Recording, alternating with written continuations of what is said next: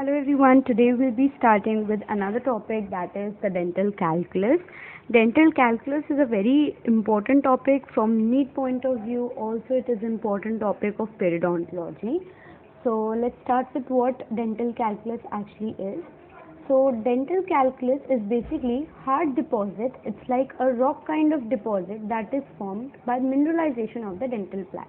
So there are two terms we need to know, is dental calculus and the dental plaque. So what happens when you don't clean your tooth, or when you don't properly clean your tooth surfaces, there will be accumulation of dental plaque on the tooth surface. It is that soft firm layer which is formed on the tooth surface. Now what happens if you are leaving that for a prolonged period of time, if you are not cleaning your teeth for a prolonged period of time, what is going to happen is there will be mineralization of that plaque and it will harden, it will form a rock kind of structure, and that rock kind of structure would be known as the dental calculus. Now if you don't exactly know what a calculus looks like, it is this hard rock-like material you can see on the lingual surfaces of the tooth. You could see that white accumulation, and here also on the molar, on the gingival margin, you can see there is some accumulation here. This is the accumulation which is known as calculus. Here also interdentally you can see in between of two teeth, you can see there is white accumulation that is known as calculus. Now looking to the classification of calculus, on the basis it can either be supragingival, subgingival. Now what is this is on the basis of location. So what do you mean by supragingival? Supragingival means that when you are involving only the crown region. So when there is calculus formation on the crown region, it will be known as supragingival.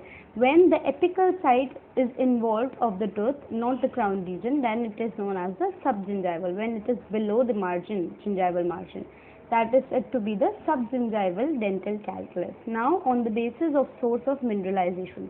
So sometimes calculus takes place because of salivary secretions, then it is said to be the salivary calculus. Like here, the supragingival are caused because of the salivary secretion. So they can also be said as salivary calculus. Whereas the cerebral calculus is the one which is caused by the gingival exudates, and hence they can also cause the subgingival dental calculus, and also said to be the cerebral calculus.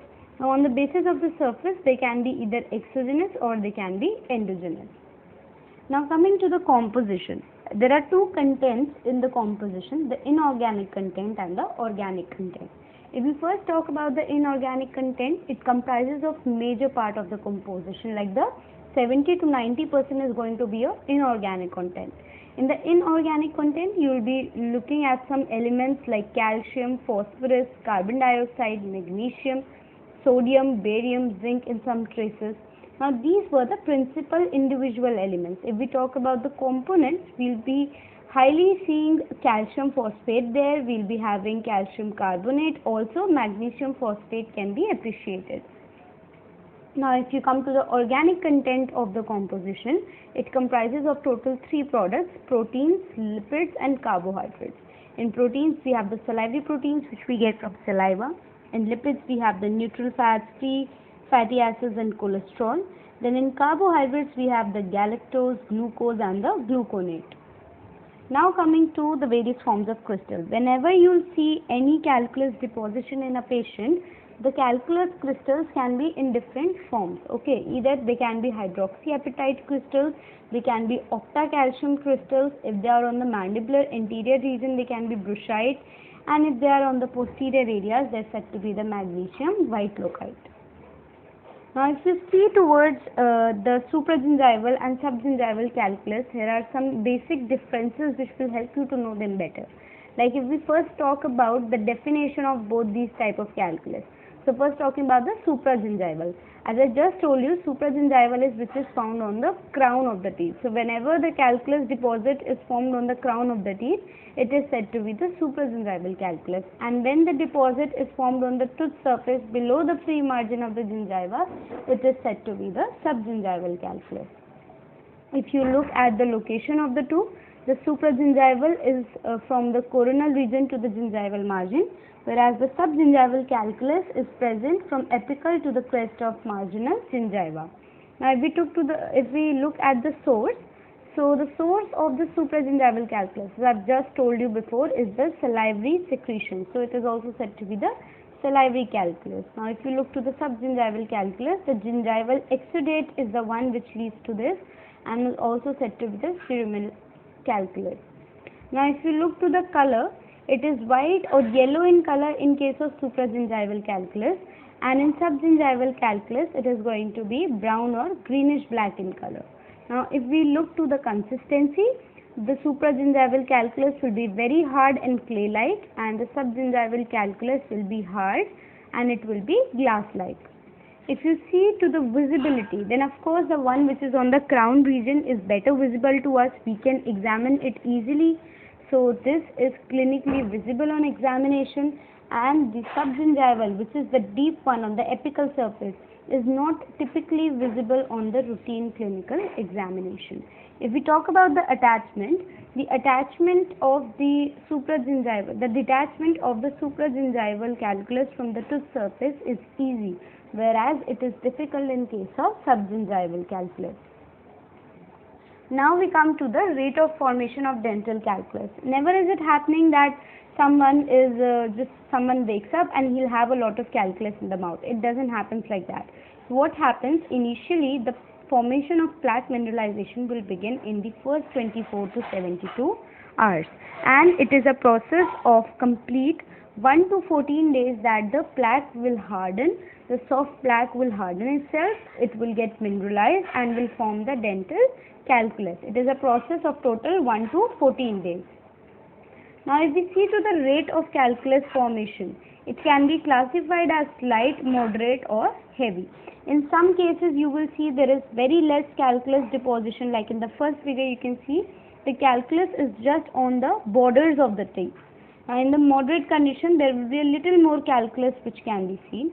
In heavy one you can see there is a lot of accumulation of calculus on the lingual surface of the tooth. Now all these calculus can be divided on the grading scale basis. So if there is no calculus in the patient, you will say it to be 0 grade, okay, 0 grade calculus. If you say grade 1, it is going to be calculus in trace amounts, that is very less. If you say grade 2, which means that the calculus deposit is 1 mm or less. If you say grade 3, that is the moderate one, it means that the calculus deposit, here you can see it is in between 1 to 2 mm. So this is the grade 3. Now if you talk about the grade 4, that is heavy, it means that the calculus deposit can be greater than 2 mm. This is the heavy calculus deposit which you can see.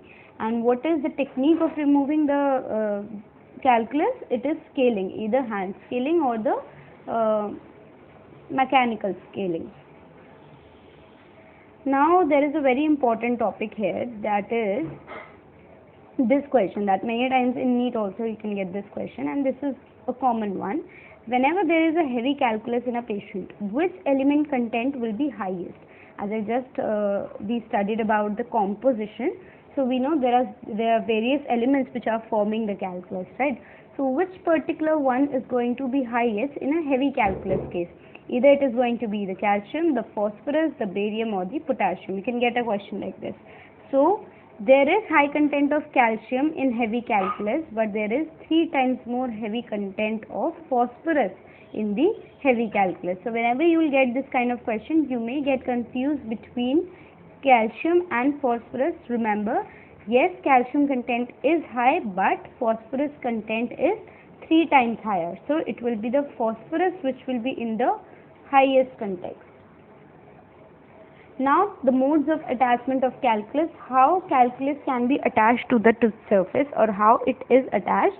So the first mode we have is maybe it is attached by the organic pellicle on the enamel. So maybe through a pellicle it is attached on the enamel surface, or there can be mechanical interlocking in the cemental lacunae, or there can be close adaptation of the calculus under the surface depressions. It is possible that there are some under surface depressions on the tooth, and the calculus can go and closely adapt to those depressions. So this can be another mode.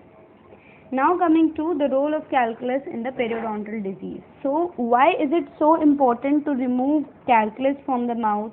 Why, like how can calculus lead to further periodontal diseases. So what happens is, first thing you need to know is that calculus gives basically a site of plaque accumulation. So wherever there will be calculus, again it can have plaque accumulation above it, and this plaque will lead to formation of plaque bacteria, which can spread to the supporting tissue and can lead to periodontitis. Now if you see, it also interferes with the local cleansing mechanisms of the mouth. So this is how periodontal diseases can be caused because of the calculus formation. For the theories of calculus formation and the cause that why calculus deposition is taking place, you have to watch part 2. If you like the video, please subscribe to my channel, like the video and share the video.